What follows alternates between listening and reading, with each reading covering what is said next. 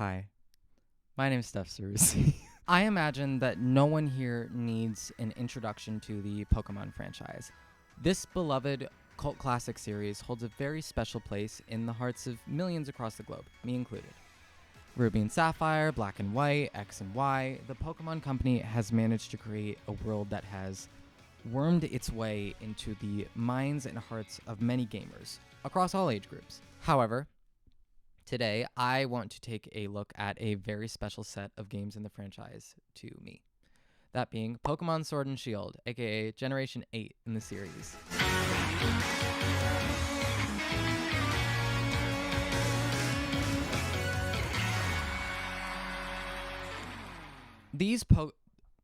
These games have become known to many in the franchise's fan base as more polarizing entries in the series. As the first mainline games to hit the Nintendo Switch, I feel like this was par for the course. New player and Pokemon models, weird battle gimmicks like Dynamaxing, and the introduction of raid battles. To put it simply, you either love it or you hate it. The games were directed by Shigeru Omori and produced alongside many others, most notably Junichi Masuda, the original main composer for the series, now stepped up to be one of its main producers and directors. Despite its many flaws, I'm looking at you, weird-ass textured tree. One thing that Sword and Shield does extremely well, in my opinion, is its soundtrack. From its area themes to its battle themes, all the way to its little jingles. Sword and Shield presents a soundtrack that fits the style and atmosphere of the games and its region to absolute perfection. Let's start at the very beginning of the game. The player and their friend and rival Hop find themselves in the Slumbering Weald just outside of the starting town. This is after a stray Wooloo breaks through the fence into this restricted area.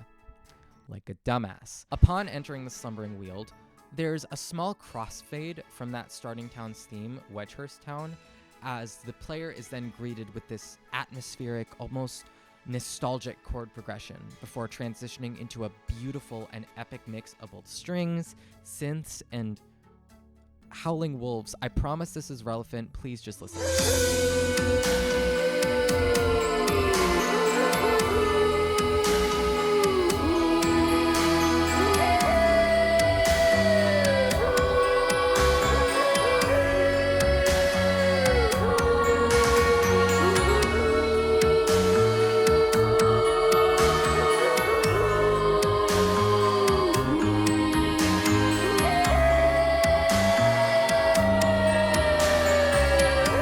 This song does a fantastic job at setting up the mystery and aura of this early game area, as this is a location that the player will return to later in the game to discover its many secrets.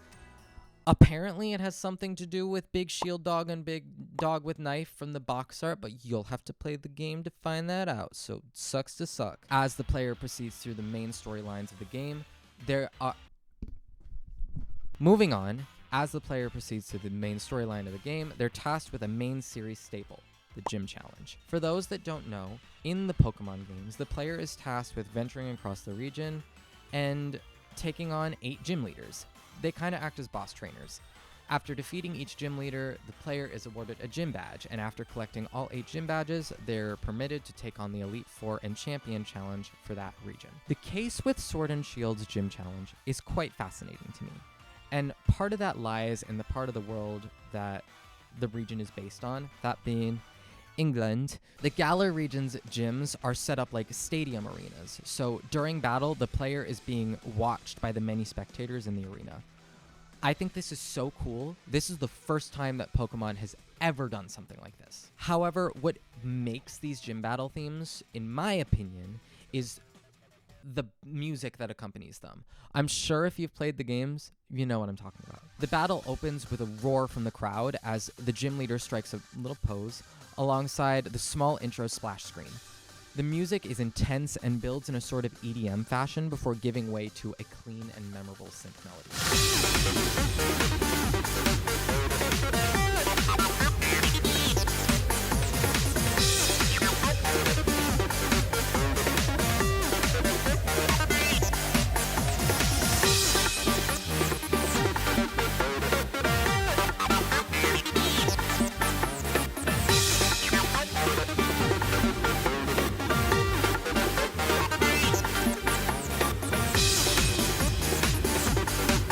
But that's not all that happens during this, because the music changes based on the player's current battle conditions.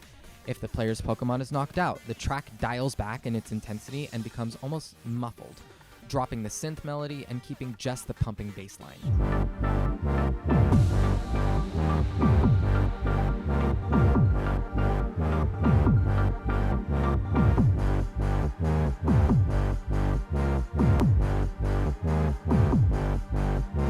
If the player is successful in knocking out one of the gym leader's Pokemon, the music reflects this by changing from minor to major and switching up the synth melody.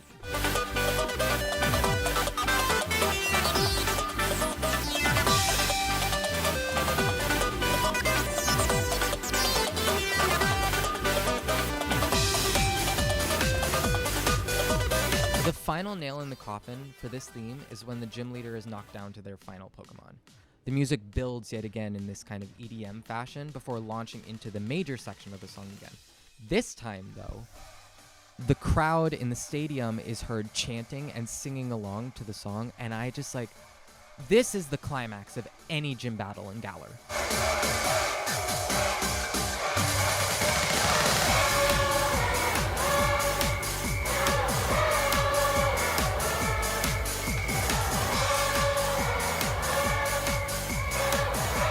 I think this is an expert use of MIDI layering in the soundtrack and changing and removing the theme's different aspects based on what conditions the player is in never fails to give me chills. Also, come on. This theme absolutely slaps. Jumping really far ahead in the game's story this time, we get to the climax of the game. To be as vague as possible, basically, big, stupid, evil, dumb guy wants to use Dynamax rocks to create infinite energy sources in Galar. I'll leave it at that. Anyways, after defeating after defeating 3 gym leaders for a second time during the Elite Tournament, the gym leaders changed based on which version of the game you're playing, Sword or Shield. Also, they took the gym battle theme and pumped it up to the max, which is absolutely insane and crazy. Oh my god. I'm really normal. The player and Hop find themselves storming the Rose Tower in Winden City, the final city in the main game. The theme that plays during this segment of the game is really fascinating to me, because not only does it work as an area theme, but it doubles as a battle theme. From the very moment that the player steps foot into this tower to when they reach the top and are confronted with one of my personal favorite battles in the game, this theme is playing, Storming Rose Tower.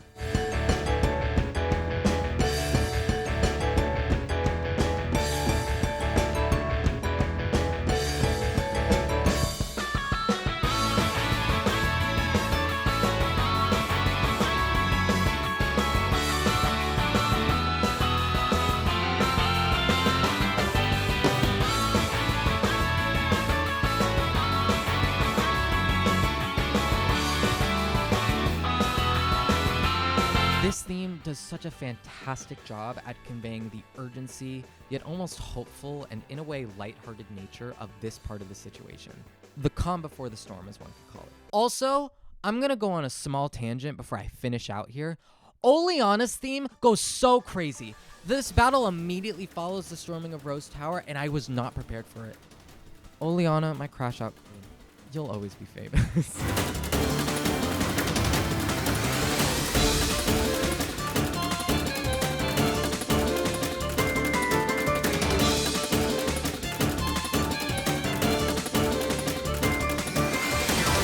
Overall, while Sword and Shield may have had many flaws with its story, pacing, and visuals at times, do not get me started on the multiplayer feature of this game. This game will forever be one of my personal favorites in the franchise, and the soundtrack plays such a huge role in that for me. Every track feels like it serves a purpose, and there wasn't a single piece of music, big or small, or any element of any track that felt out of place to me. And it just goes to show how much Junichi Masuda and the rest of the Pokemon company really, really care for storytelling through music in these games. Oh, and also, Toby Fox joined as a composer for this game. Automatic 10 out of 10 soundtrack for me. No question about it.